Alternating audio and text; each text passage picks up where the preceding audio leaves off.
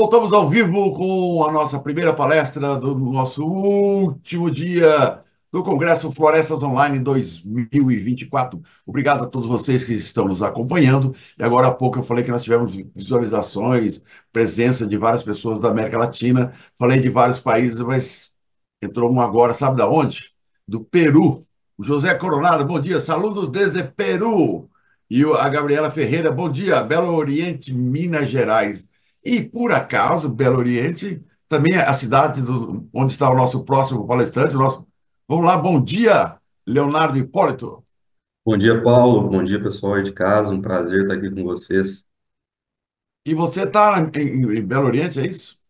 Belo Oriente, a Cenibra fica aqui, a fábrica está localizada em Belo Oriente, mas a gente tem plantios espalhados aí na região do Vale do Aço inteiro. Belo Oriente aí em Minas Gerais. Você Minas acredita? Gerais, exatamente. Entrou mais um aqui, a Maria Ister também, de Belo Oriente. Todo mundo participando. E eu vou fazer uma pergunta para você. Esse trabalho que você vai apresentar hoje, o papel das novas tecnologias da gestão florestal, lidar e algoritmos inteligentes, esse trabalho foi premiado, é isso? A gente teve a honra de receber esse prêmio de desenvolvimento florestal na BTCP esse ano, né? É um trabalho que a gente construiu ao longo de 2023 inteiro, esses modelos. Tanto os modelos preditivos como os modelos de projeção. E, assim, é uma felicidade muito grande quando a gente tem um trabalho tão moroso e difícil como esse, receber essa premiação, né? Então, quero saber mais um pouco sobre esse trabalho premiado. O tempo é seu e a palestra é sua, é com você. Vamos lá. Bom dia, gente. A ideia aqui é apresentar bem sucintamente, né, esse trabalho que a gente teve a honra de receber essa premiação na BTCP e a inserção, né, dessa tecnologia na gestão florestal de fato. Então, apresentar um pouco da Cenibra, né, como a tecnologia LiDAR vem sendo utilizada dentro da Cenibra, a implementação desses algoritmos inteligentes para a gente conseguir modelar de fato esses dados que são mais complexos, e os desafios da implementação dessas novas tecnologias, né, tanto do LiDAR, que já vem sendo trabalhado aí no setor florestal, como dessas inteligências artificiais que ficaram muito populares aí a partir de 2020. A Cenibra é uma empresa de capital fechado, né, fundada em 73, do grupo JBP, né, é onde o principal acionista a gente tem a Hoje Holdings. A gente está localizado aqui no Vale do Aço, com os plantios espalhados aí desde a região regional de Guanhães até a regional de Nova Aérea e Rio Doce, com um ponto de escoamento que é o Portocel, localizado no Espírito Santo. A fábrica, especificamente, ela fica às margens do Rio Doce, no qual concentra todo o consumo dessa madeira. A gente conta com um viveiro próprio de produção de mudas, né? Anualmente a gente consegue produzir aí, quase 22 milhões, aproximadamente 22 milhões de mudas, com materiais genéticos próprios, né, do nosso pomar clonal, todos já condicionados, né, às nossas especificidades edafoclimáticas da região. Um desafio muito grande que a gente tem é manejar essa extensão de terra, né? São aproximadamente 250 mil hectares de floresta, né? Dos quais 131 mil hectares é plantio florestal. A gente conta também com plantio de fomento, floresta de terceiro, né? No qual, no total, a gente está espalhado aí em 76 municípios de atuação. Todo esse ativo biológico, né, por ano, ele representa aí 4,1 milhões de metros cúbicos de madeira que a gente consegue colher, no qual 84% dessa madeira é madeira certificada. Logicamente que para a gente conseguir manejar um volume substancial de madeira, a gente precisa de uma gestão florestal bem consolidada, né? A gente precisa tentar entender o impacto dessa intervenção no ecossistema florestal para a gente atingir o objetivo para manter a sustentabilidade, né? Manter a nossa economia sustentável e também o impacto nas comunidades que a gente está inserido. Nesse sentido, a gestão florestal sustentável ela ganhou muita visibilidade, né, esse termo, na Assembleia das Nações Unidas a partir de 2007, mas a Senibra ela tem um plano de biosustentação próprio, no qual, além dos fatores do ESG que a gente encontra muito comumente, a gente também implementou fatores econômicos e de inovação, no qual a gente busca, né, tentar trazer um pouco mais do olhar sobre o processo como um todo, né, um olhar holístico, para trazer muito mais tecnologia, muito mais sustentabilidade econômica, não só para a empresa ou para a cadeia produtiva, mas, como eu falei, nas comunidades que a gente está inserido. A região aqui, né, não sei se o pessoal conhece, mas a região da Senibra ela é caracterizada por vários desafios operacionais. Um desses desafios operacionais é muito marcante nos nossos plantios, é a questão da declividade. Então, a gente opera aí até 36 graus de declividade, no qual ele exige um esforço, né, uma evolução operacional e de planejamento muito grande.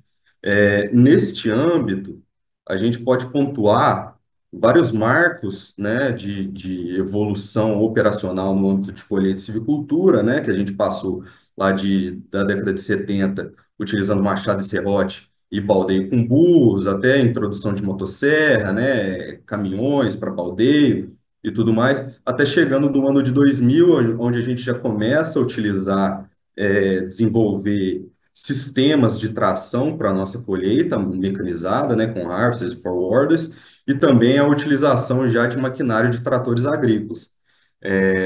Em 2010, na civicultura, a gente também começa o desenvolvimento já de forwarders adaptados, como é o caso da BRAC, né? BRAC seja de cabeçote simples ou duplo, que eles aumentam a eficiência da nossa operação florestal como um todo. No âmbito do planejamento, o que a gente vê é uma evolução que ela é muito mais linear, né? Ela não é tão rápida e muito menos visível como são as evoluções da operação de fato. A gente tem em 1960 a institucionalização do planejamento florestal, para a gente tentar entender como funciona essa cadeia de processos florestais, né? Utilização muito baseada em mapas topográficos. A partir de 90, a gente já vê uma implementação muito mais substancial de informação, baseada em dados SIG, né, software de planejamento e certificação florestal. No ano de 2000, a gente tem programação linear, utilização da Panflora, aí, que veio sendo um facilitador do planejamento e da cadeia produtiva como um todo. Em 2010, a gente já entra, de fato, na criação, né, da Floresta 4.0, que é o intermédio ali da floresta com a análise de dados pela internet das coisas, né? Então a gente começa a ver muito mais o LiDAR, estudos de LiDAR sendo implantados na floresta, a utilização de drones para mapeamento, a utilização de satélites, né? 2015 a gente tem o satélite de Copérnico aí, que é lançado à atmosfera e a gente tem esse dado aí de forma aberta, né? Open source que a gente consegue utilizar e fazer muitos estudos em cima disso e linguagens de machine learning, né? Obviamente que toda essa cadeia produtiva, né, quando a gente está lidando com valoração desse ativo terra, a gente também precisa valorar o ativo biológico. E nesse meio tempo, né, o que se manteve constante na grande área da mensuração florestal foi-se o inventário florestal da metodologia tradicional, né? Esse inventário ele serve para valorar essa madeira em pé, né, em pé ou baldeada que seja, e ele normalmente ele é dividido em duas instâncias, né? A gente tem o inventário florestal contínuo e o inventário florestal pré-corte. Esses dois tipos de inventário, eles servem para subsidiar diversos indicadores de planejamento e operacional diferentes. No florestal contínuo, a gente tem como entender essa dinâmica florestal, né, esses modelos de crescimento e estimar essa produtividade no ponto futuro, determinar esse estoque de madeira em pé e tentar subsidiar essa regulação florestal, né, em um tempo em unidade de floresta adequada. E o inventário pré-corte, né, como é um inventário que ele é uma intensidade amostral muito maior, né, a gente tenta subsidiar o planejamento operacional da colheita. Então, para que o operador consiga ir lá e ter um apontamento de operação muito mais adequado. Ele também serve como um balizador, né, das dinâmicas do contínuo que a gente tenta modelar. Obviamente que essas informações do inventário florestal, elas são muito sensíveis à variação, porque elas servem, né, para subsidiar uma cadeia de clientes muito grande, por assim dizer. A gente consegue mandar essas informações para utilização lá para o planejamento florestal, né, seja em qualquer tempo, no curto, médio e no longo. A gente consegue ter inventários de sobrevivência que vão subsidiar os tipos de manejo, né, os manejos adequados lá na silvicultura. A gente também consegue levantar informações para as legislações, no nosso caso aqui de base florestal, a gente tem os comunicados de colheita florestal, então essa valoração, ela entra lá, ela é uma informação que a gente imputa para o IEF, a gente subsidia, como eu falei, para a colheita florestal, no âmbito de operação, para o transporte, para dimensionamento de frota e logística, e também para o fomentado, né? Seja aí nos multiprodutos que a gente conhece, para planejamento, para colheita, para a silvicultura, enfim, do mesmo modo que a gente faz para os nossos plantios próprios. E no final, né, esses valores todos, eles são importantes para quê? Para a gente botar dinheiro na floresta, né? Então, para a gente valorar esse ativo biológico e subsidiar essas informações para os stakeholders, para eles entenderem, né, de fato, quanto que a gente tem investido ali, quanto que a gente espera de rendimento e tudo mais. Nisso, a gente cai num quesito, né, que se a gente quer mudar transformar essa metodologia de medição e essa metodologia de modelagem, a gente tem que manter uma eficiência igual, equiparada com os métodos tradicionais que a gente tem hoje, para trazer algo melhor e mais inovador. Nesse âmbito, a gente vem buscando a utilização de dados LiDAR, né? Então, esses dados LiDAR é uma tecnologia de sensoriamento remoto, né? Que ela utiliza pulsos laser para fazer mapeamento, né, da superfície terrestre e medir a distância com alta precisão. De acordo com o tempo de retorno desse pulso de laser para o sensor, a gente consegue obter a altura desse ponto e, então, realizar, né, extrair métricas que a gente pode utilizar nos nossos modelos. Esse sistema ele pode ser tanto embarcado em aeronaves, né, seja avião, drone, helicóptero, ou também ele pode ser um sistema terrestre que a gente tem visto, né, muita utilização desses sistemas no setor florestal. Para o nosso caso aqui, nosso trabalho ele foi todo baseado em sistema de drone aerotransportado em aviões. Então, o mapeamento ele foi feito numa área extensa contígua, de forma muito mais rápida, né? Acho que a gente levou aí para mensurar isso, foram mais ou menos aí 2 meses. Com esses dados, então, né, a gente tem uma característica muito marcante, né, dessa distribuição de frequência, né, bimodal, tanto ali das características do dossel como do subbosque e solo, no qual a gente pode extrair diversos produtos georreferenciados, né, para quem é da área de SIG aí sabe do que eu estou falando desses rasters, né, dessa camada que a gente consegue ter um valor de pixel para cada ponto especificamente. Obviamente que para a gente chegar nessa valorização, né, nessa criação desses produtos ou extração dessas métricas, melhor dizendo, a gente precisa seguir um fluxo de dados, né, no qual a gente passa lá desde a nuvem de pontos bruta, né, até a consistência desses dados para a gente poder normalizar. Então, trazer esses dados para um ponto zero, né, também a gente conseguir cruzar essa nuvem de pontos normalizada com os dados de parcela de inventário. Então, o que a gente fez a gente lançou parcelas na época de voo, né? Desculpa, a gente lançou parcelas de inventário florestal na época de voo, no qual a gente conseguiu, após a obtenção e normalização desses dados, cruzar essas métricas específicas, né, para a construção de um modelo de machine learning preditivo, no qual a gente conseguia, no nosso caso, estimar a produtividade. Obviamente que para a gente chegar nessas métricas, né, muitas técnicas podem ser empregadas, né, a gente pode começar desde um modelo mais robusto e enxugando esse modelo até variáveis mais sensíveis, né. No nosso caso, a gente trabalhou com a multicolinearidade dessas informações, então variáveis que apresentavam muita correlação entre si, mas eram mais sensíveis para o modelo, elas puderam ser escolhidas e as outras variáveis multicolineares, elas foram descartadas para a gente obter métricas que fossem de grande valia, né, de grande importância para o modelo.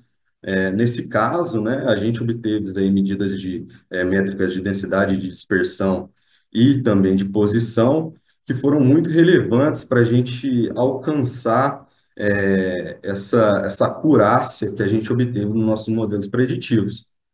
Então, a gente teve lá o percentil 90, que é um indicador de crescimento da árvore, né? Máximo, indicador de altura, por assim dizer, a variância das alturas, né?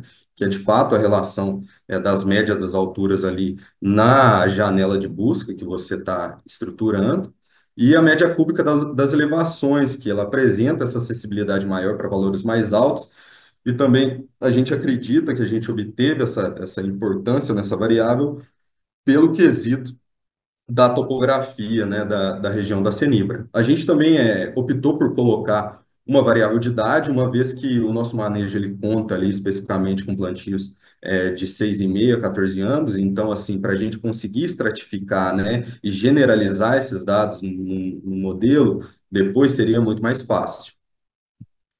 Então, para a gente conseguir tratar esses dados, né, quando a gente pensa em dados LiDAR, a gente pensa numa dimensionalidade de dados muito grande, a gente tem que trabalhar com modelos mais robustos, né? A gente pode começar trabalhando com modelos mais simples, e na verdade é preferencialmente, né, de fato, que a gente trabalhe com modelos mais simples e mais entendíveis, né? Uma vez que a gente muda os coeficientes, a gente consegue entender melhor o comportamento do modelo, mas quando a gente muda para dados mais complexos, a gente exige modelos mais robustos que vão captar essas variações de todas as nossas métricas.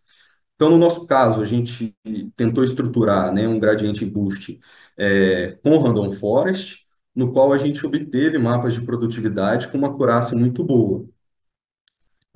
A gente teve uma variação ali entre observado e estimado de 2%, né, uma dispersão residual muito boa quando comparada aos dados do pré-corte.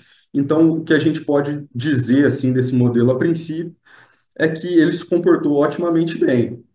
Todavia, quando a gente pega esses dados, né, normalmente a gente tenta diluir os dados do LiDAR em toda a cadeia produtiva do setor florestal. Então, você consegue extrair modelos de terreno, modelos de superfície, que vão ser utilizados em várias situações no nosso planejamento florestal.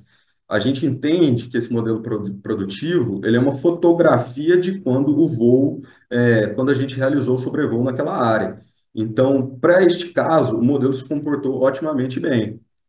Para casos que a gente tem um delay no tempo de medição ou do sobrevoo para, de fato, a operacionalização da colheita naqueles talhões, a gente precisa tentar estimar esse comportamento de crescimento das variáveis para, então, projetar a produtividade para aquele determinado tempo. Então, o que a gente fez, a gente desenvolveu um modelo preditivo em dois estágios, no qual as variáveis de entrada do modelo de machine learning teriam um delta de crescimento baseado em diferentes fatores. Aqui entra espaçamento, regime, idade, os pixels de entrada, a idade, o tempo de projetado, para a gente conseguir captar essa variação pixel a pixel e então ter um modelo produtivo que fizesse sentido na data que a gente fosse colher de fato, porque, né, a floresta ela não espera, não para de crescer só porque a gente vai colher dali 2 meses, dali 3 meses. Então, a gente tem que ter essa sensibilidade para modelar esse tempo de crescimento e esse crescimento em si, né? Nesse caso, a gente teve uma acurácia muito boa, né? A gente teve uma acurácia ali de 5%, uma tendência do LiDAR assim, a subestimar. A gente entende que com maior quantidade de voos consecutivos na mesma área, a gente tende a deixar o modelo mais robusto e aumentar a acurácia desses dados. Mas, assim, a princípio, né, o que a gente enxerga, o que a gente disponibiliza já para a colheita, né, do inventário florestal contínuo, que estima essa projeção, no qual a gente tem de ter a um erro médio ali de 10%, ele se comporta muito bem. Então, para essa dinâmica de disponibilização de 5% que a gente está encontrando, é algo que a gente já espera lá no inventário florestal pré-corte. Então, assim, é uma tecnologia que a gente desenvolveu nesse modelo que aguenta essa robustez e dimensionalidade dos dados, que ficou, assim, muito boa e muito bem inserida e encaixada na proposta que a gente tinha para utilização. Na operacionalização dos dados, né, quando a gente fala de dado LiDAR, muito cai nesse quesito de softwares que são muito específicos, né, que requerem um treinamento imenso, né, que só quem construiu aqueles modelos vai conseguir trabalhar. A gente pensa em machine learning, a gente pensa em IA, a gente pensa em várias coisas e normalmente a gente cai numa complicação mental de como eu vou operacionalizar aquela informação de fato e entrar aquilo na rotina como o inventário é, né? Hoje, o setor florestal ele tá coberto de softwares de processamento, no qual o operador, o analista ali, ele não precisa muitas vezes, se ele não quiser nem pensar, né? Ele pode só apertar botões, processar um dado e ele tem um resultado do inventário. Então, aqui a gente construiu uma ferramenta no qual os dados de entrada, eles funcionam da mesma maneira que a gente recebesse uma planilha de inventário florestal do campo. Então, a gente consegue imputar essas camadas já parametrizadas, os modelos já treinados, e o operador ele consegue obter o resultado, tanto em camada raster, né, um raster de produtividade, como o dado tabulado em Excel também. Isso facilitou enormemente a gente processar esses dados e disponibilizar para operação, porque sem isso a gente ia ter um dispêndio, né, mental muito grande para conseguir tentar operacionalizar isso em scripts ou qualquer outra forma que seja muito mais complexa e de difícil entendimento, né, para todo mundo. Nisso a gente tem mapas de produtividade, né? Esses mapas de produtividade são caracterizados por esse range de coloração, então a gente tem áreas, né, de pixel com menos produtividade e áreas de pixel com mais produtividades marcantes. No caso que quando a gente fosse comparar isso com inventário florestal pré-corte, a gente teria somente um range de coloração, uma vez que a gente está baseado em métodos probabilísticos que tendem à média, né? A gente tem uma produção média, né, uma produtividade média para toda a área do talhão. Aqui a gente pode ver que a gente tem uma distribuição, né, de áreas mais produtivas, áreas menos produtivas, enfim. A gente consegue ver também, né, mapear áreas de sinistro, né, áreas de quebra, de vento, de incêndio ou de ataques de formiga, que também seriam muito mais difíceis da gente conseguir mapear, só se a gente, mesmo se a gente fizesse uma intensidade amostral alta. Então, aqui com sobrevoo, como a gente está fazendo literalmente um censo florestal, né, a gente está fazendo uma varredura tridimensional de toda a floresta, a gente consegue ter a sensibilidade de ver essas áreas, né, mapear essas áreas e ter o correto tipo de manejo e também planejar a logística, né, para a colheita dessas áreas em questão. Quando a gente fala, né, desses dados e como esses dados funcionam, logicamente a gente ainda enfrenta, né, uma barreira de adoção. Eu acho que no setor florestal, quando a gente pensa em dado LiDAR e integração, isso no processo florestal e operacionalização, a princípio, a gente pensa em custo, né? Os equipamentos de LiDAR, eles são muito caros, seja você comprando um drone com já o equipamento de medição, os sensores de medição, ou você contratando esses sobrevoos, né, ano a ano ou mês a mês. Então, a gente ainda esbarra nessa barreira, nesse desafio e tende a ficar mais barato com o tempo e com a utilização do mercado, obviamente. A gente tem, como eu falei, o treinamento técnico, então o profissional ele precisa ainda ser capacitado à utilização e interpretação desses dados, uma vez que eles são muito mais complexos e não é algo que a gente vê comumente na academia, né? O estudante de graduação, ele tem um contato muito breve com os dados LiDAR e processamento desses dados, mas não é algo profundo e substancial para a gente já chegar no mercado preparado e entender a complexidade desses dados. A integração desses dados com outras fontes de dados, né? Então, a gente pode integrar isso com modelos 3PG, com dados de pré-corte, como foi a nossa ideia utilizar, né? E transformar indicadores clássicos já utilizados, né? Muitas vezes a gente pensa em planejamento, questão de orçamento, a questão do valor, do volume médio individual. Então, quando a gente fala em dados muito mais georreferenciados e precisos, a gente precisa entender como a gente pode transformar esses indicadores também para conseguir uma precisão florestal de planejamento e operacional muito mais sensível à informação que a gente já consegue gerar, né?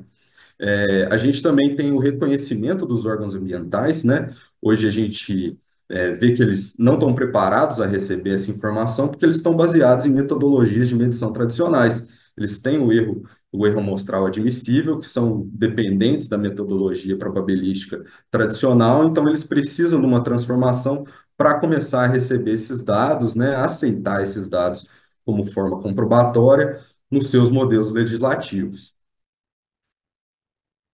Como as perspectivas futuras de utilização, né, a gente vê que os avanços tecnológicos nessa linha de LiDAR integrada em inteligências artificiais, ela está em crescente voga, né? Aqui eu trouxe a foto de semana passada, né, que a gente teve o Prêmio Nobel de Física, que até foi um rebuliço no mundo da física, que normalmente os premiados são da física quântica, e nesse caso foi por utilização de redes neurais recorrentes, né, de machine learning, para entender um pouco de teorias físicas, né? Então a gente vê esse tema de algoritmos de inteligência artificial e de machine learning que estão muito crescentes, né? Muito se deve a esses modelos de LLM, né, como ChatGPT, DALL-E, né, Gemini.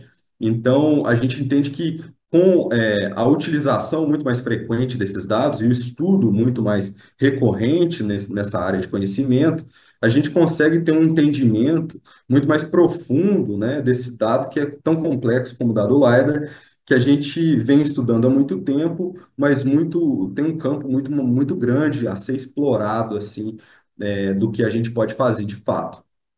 A gente também tem a automação, né? A automação florestal, então a gente tem essa automação crescente, a utilização de drones, né? De sobrevoo, com sensores automatizados, né? Caminhões sem a necessidade de motorista ou operadores.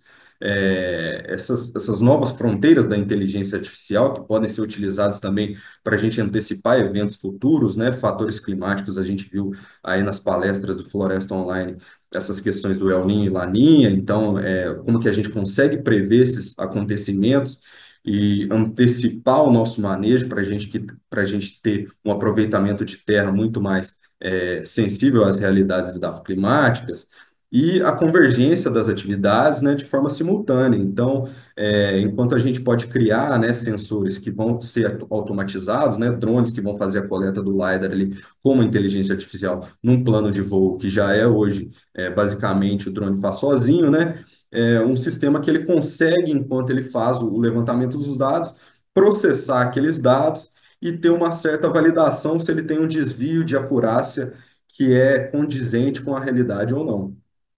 Então, assim, basicamente o que eu queria dizer na minha apresentação é isso, né? Apesar do nosso trabalho, ele teve uma ótima correlação com os dados que a gente já vê nas metodologias tradicionais, né? E a gente já vem disponibilizando isso em um terço da nossa operação florestal. A gente tem um universo muito grande que a gente pode trabalhar, né? Em conjunto com a academia, em conjunto com os órgãos ambientais, para a gente, de fato, operacionalizar essa tecnologia em todos os sentidos, né? Para a gente sair disso do âmbito, né? Ou num grupamento só da academia, em pesquisas específicas, ou num grupamento de diversos setores espalhados, mas para a gente tentar unir esforços, né? Para fazer essa tecnologia baratear o custeio, claro, e também modelar indicadores muito mais otimizados para toda a cadeia produtiva. Mas é isso. Fico aberto a perguntas aí, Paulo. Vamos lá, Leonardo, muito obrigado. Vou pedir para aí, nós dois aqui, vou pedir para você, pode parar, compartilhar sua tela, fica mais fácil a gente nos vermos aqui. E vamos lá, vamos ver o pessoal que está nos acompanhando aqui, o José Coronado, como eu disse no começo, saludo desde Peru. Gabriela Ferreira, bom dia, Belo Oriente, Minas Gerais. Maria Easter, bom dia, Belo Oriente, Minas Gerais. Aline Mazon, bom dia. Manuel Zito Botelho, bom dia a todos, Sete Lagoas, Minas Gerais. Bruno Sal, bom dia. A Diemila Thaís Duarte Peixoto, de Pompeu, Minas Gerais. Pessoal da Senibra toda te acompanhando aí, bom dia. Karina Gerim está lá em Barra Bonita, São Paulo. Pessoal da Senibra está aqui mais uma vez nos acompanhando. José Geraldo Lage, bom dia. Ele está em Lagoa Santa, Minas Gerais. O pessoal da MIP Florestal, lá de Botucatu, São Paulo, Armando Bonacorsi Vieira, está em BH. Nelson Barbosa Leite, bom dia, meu grande amigo, nosso colega de muitos anos, foi um dos primeiros articulistas a fazer artigos para o nosso site Florestas Online, lá em 2008. Tem muita história o Nelson Barbosa Leite. está lá em Bragança Paulista. Jairo Marques Perão, Itajaí, Santa Catarina. Elizabeth Weber, bom dia, desde Eldorado, lá em Misiones, Argentina. João Luiz Souza, está em Belo Oriente, Minas Gerais. A Graciane Cristina Bergamasco, da Unesp Campus Bauru, São Paulo. A Marcos Antônio, bom dia. Thaís da Silva também está em Belo Oriente. O Flávio Hirotaka, excelente apresentação. A Gabriela Ferreira pergunta: considerando as limitações e avanços do LiDAR, você acredita que essa tecnologia poderá substituir completamente o inventário florestal tradicional, Leonardo? Olha, Paulo, Gabriela, eu acho assim, essa tecnologia ela não vai substituir, a gente ainda vai ter inventário em campo, né, para situações específicas, como situações de sinistro, né? Então é uma tecnologia que ela vem para trabalhar em conjunto com as metodologias tradicionais. Uma vez que a gente entende que tradicionalmente a metodologia que a gente tem de medição em campo, elas têm uma eficiência e uma acurácia muito boa, a gente entende que o LiDAR ele pode ser empregado operacionalmente sim, em grande escala, mas assim, ele vem como um subsídio às operações já existentes, né? Então, a gente não vai deixar de fazer uma operação para fazer outra. No caso, a gente vai fazer as operações concomitantemente, cada um no seu devido momento. Vamos lá, então. Luciano Fausto, bom dia, Boa Vista, Roraima. O Nelson Barbosa Leite pergunta: parabéns, Leonardo, pelo trabalho. O fomento faz parte importante do programa de suprimento da Cenibra. Como esses controles se estendem às áreas dos fomentados? Assim, o fomento ele faz parte importante da cadeia de abastecimento da fábrica da Cenibra. No nosso caso aqui, né, o fomento ele tem características de crescimento muito específicas.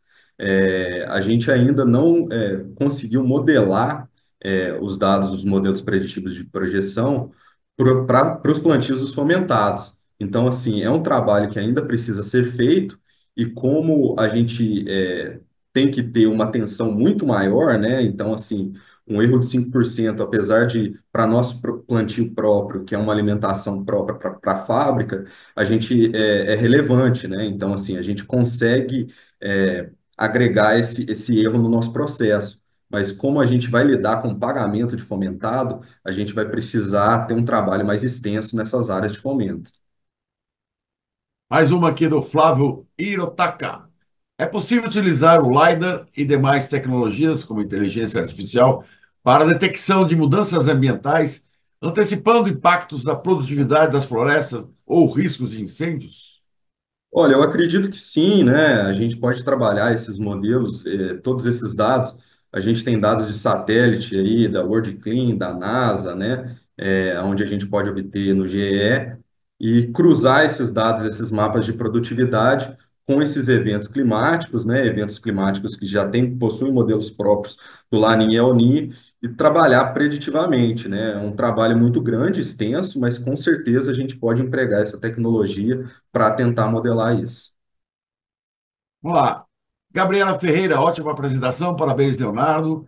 Aline Mazon, parabéns, Leonardo, excelente apresentação. A Thaís Mansur, parabéns, Leonardo. Ela é da Celibra aí de Belo Oriente, Minas Gerais. E o pessoal da MIP Florestal aqui, meu amigo Alexandre. Parabéns, Leonardo, pelo trabalho. Quanto tempo demorou para desenvolver esse sistema? Quando você fala caro, existe uma média hoje de custo por hectare? O modelo em si, né, a gente iniciou nossos sobrevoos de LiDAR em área total em 2014. Então, para fazer um modelo preditivo, a gente necessitaria somente de um voo, né? Mas só que como a gente fez um modelo em dois estágios, para projetar o crescimento pixel a pixel, a gente precisou de voos consecutivos na área. Então, a gente iniciou em 2014, mas de fato só em 2023, né, a gente começou a trabalhar com esses dados históricos e entender o crescimento daquele pixel ao longo do tempo. A gente levou cerca aí de um ano de modelagem, né, já com os dados coletados, e conseguiu construir, né, treinar essa rede, construir esse modelo de operacionalização.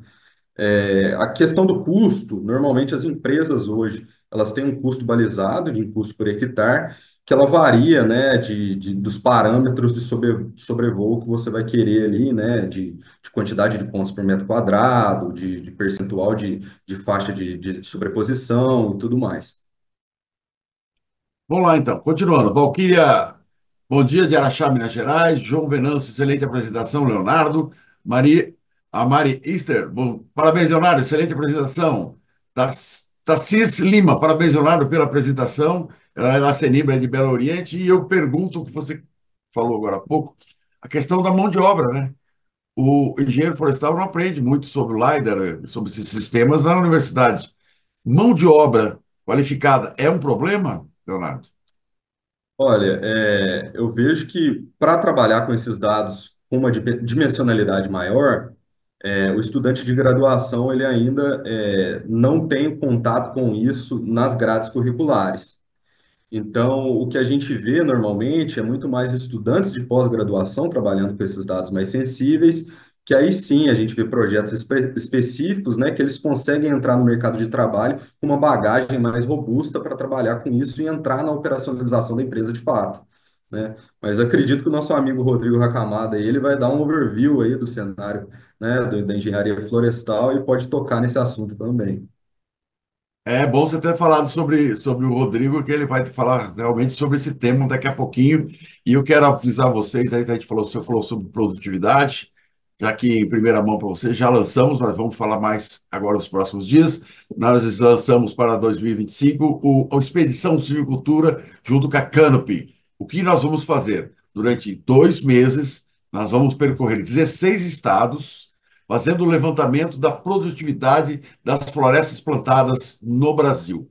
E durante esse percurso inteiro, nós vamos fazer eventos em 8 estados. Tá? Vamos depois divulgar a programação. Em cada estado, nós vamos parar com a nossa equipe, né, que vai estar monitorando, vai fazer esse levantamento, mais uma equipe do Mais Floresta, da Paulo Cardoso Comunicações, que vai estar registrando tudo isso em vídeo, fazendo entrevistas, fazendo reportagens sobre esse tema. Em cada cidade, nós vamos fazer um evento para mostrar um pouquinho como é que está a produtividade daquela região. Depois vai ser um grande levantamento que vai ser disponibilizado para todo o setor florestal. Esse evento nunca aconteceu no Brasil e na América Latina, acho que no mundo vai ser a primeira vez que nós vamos realizar esse tipo de trabalho. Então, anote aí na sua agenda Expedição Silvicultura e com certeza nós vamos estar passando em Belo Oriente, com certeza. Vamos lá. A Graciana e Cristina Bergamasco, parabéns, Leonardo, apresentação de excelência. Que bom. E eu faço mais uma pergunta, complementando o que eu fiz agora. Tá bom, eu não saio da universidade, eu faço uma pós e não aprendo muito sobre o LiDAR, sobre o sistema todo. Onde é que eu aprendo, Leonardo? Olha, eu acho que aí vai muito da curiosidade, né, do estudante ou do profissional, né? A gente tem cursos de inteligência artificial, a gente tem muitos cursos bons, né, que a gente pode encontrar para trabalhar com esses dados de machine learning, deep learning, redes neurais recorrentes. A gente tem muito trabalho acadêmico em cima disso. Dados LiDAR aberto é uma dificuldade hoje, lógico, né? Porque é um custo caro de obtenção, mas a gente consegue encontrar isso principalmente para áreas, né, de floresta nativa. Eu vejo que a gente tem que trabalhar no sentido de busca dessa base de dados, né, em grandes acervos, como acervos da Embrapa, né, que eles costumam ter, mas parte do princípio da curiosidade do estudante, né? A gente pode formar na graduação, mas a gente tem que ser um ávido estudante na vida, né? E buscar esse conhecimento em diferentes fontes. Vamos lá, José Mauro de Almeida, bom dia a todos, está em Viçosa, Minas Gerais. E já estamos já no adiantado da hora, e eu gostaria agora das suas considerações finais, Leonardo.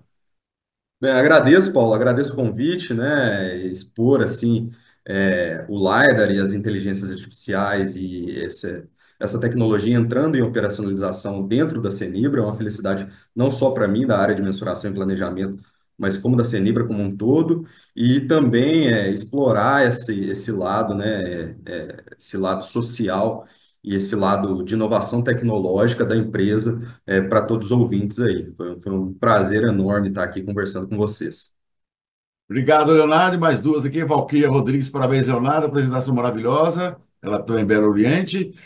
Francineia Pereira, parabéns, Leonardo, pelas inovações e excelência no trabalho. E não vamos perder mais tempo, não. porque o nosso próximo palestrante, Richard Respondovski, da MaxiTri, já está na linha. Atenção, nossa diretora Luísa, roda a vinheta do nosso próximo palestrante. Roda!